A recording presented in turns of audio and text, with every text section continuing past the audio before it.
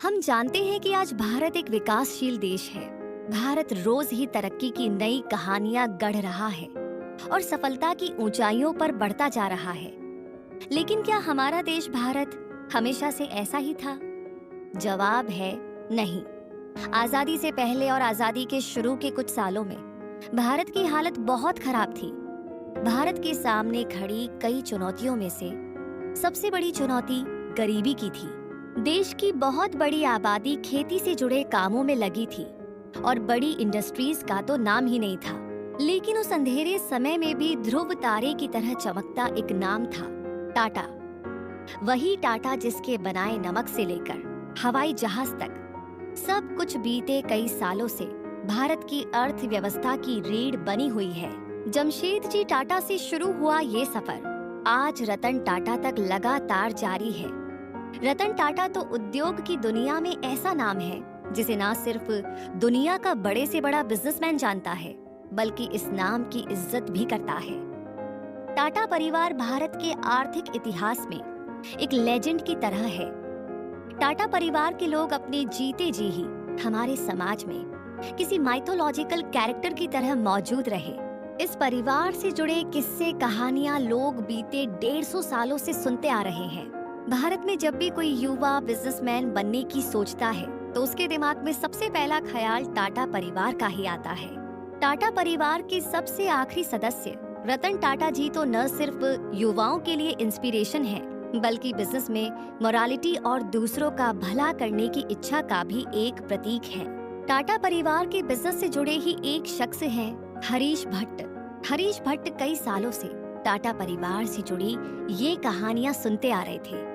उन्हें लगा कि क्यों ना इन कहानियों को एक जगह पर लिखकर एक किताब बनाई जाए जो देश और दुनिया के सभी युवाओं के लिए एक इंस्पिरेशन का काम कर सके। इस काम को अंजाम देते हुए हरीश भट्ट ने Tata stories 40 timeless tales to inspire you नाम की एक किताब लिखी। टाटा परिवार की कहानी 150 साल पहले से शुरू होती है। आज टाटा भारत का सबसे बड़ा कॉर्पोरेट हाउस है। साथ ही साथ ये भारत का एक ऐसा कॉर्पोरेट हाउस है जिसका नाम दुनिया भर में लोग जानते हैं। पूरी दुनिया में 70 करोड़ से ज्यादा लोग टाटा ग्रुप से बने सामान को किसी न किसी तरह यूज कर रहे हैं। इस किताब की शुरुआत हम उस शख्स के बारे में बात करके करेंगे जिसने टाटा ग्रुप की नींव रखी। उनका नाम था जमशेद जी टाटा। गुजरात के छोटे से शहर नवसारी से ये कहानी शुरू होती है। उस शहर में नौशरवान जी टाटा नाम के एक आदमी के घर 3 मार्च 1839 को एक लड़का जन्म लेता है जिसका नाम रखा गया जमशेद जी। जमशेद जी का परिवार एक पारसी धर्म से जुड़ा परिवार था। जब वे 13 साल के थे तब अपने पिता के साथ मुंबई आ गए। मुंबई से ही उन्होंने कॉलेज की पढ़ाई की। उन दिनों अंग्रेजी लेखक चार्ल्स डिकेंस और मार्क ट्वेन उनके पसंदीदा लेखक हुआ करते थे। जमशेद जी ने सन 1868 में 21 लाख रुपए लगाकर टाटा ग्रुप की स्थापना की। उन दिनों जब भारत में मजदूरों की बहुत ज्यादा इज्जत नहीं की जाती थी, तब जमशेद जी ने अपनी फैक्ट्री में काम करने वाले लोगों को पेंशन देने की व्यवस्था की। जमशेद जी कहते थे कि हम दूसरों से ज्यादा महान बनने की कोशिश नहीं कर रहे हैं, लेकिन हम सोचते हैं कि हमारे बिजनेस के कुछ उसूल हैं और उन्हीं उसूलों का हिस्सा है कि हम हमारी कंपनी से जुड़े लोगों की हिफाजत करें, उनकी तबीयत और उनके घर की देखभाल करें, तभी हम खुद भी तरक्की कर पाएंगे। इस फिलॉसफी को जमशेद जी ने अपने द्वारा शुरू किए गए हर बिजनेस में अपना लिया।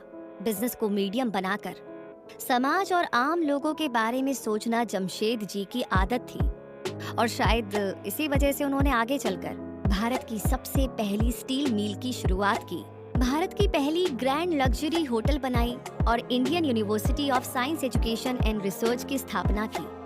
आगे के एपिसोड में हम जमशेद जी टाटा की इसी महान परंपरा की कहानियां सुनेंगे। हम टाटा परिवार का इतिहास जानेंगे और ये भी देखेंगे कि कैसे इस परिवार ने भारत के निर्माण में अपना सहयोग दिया है।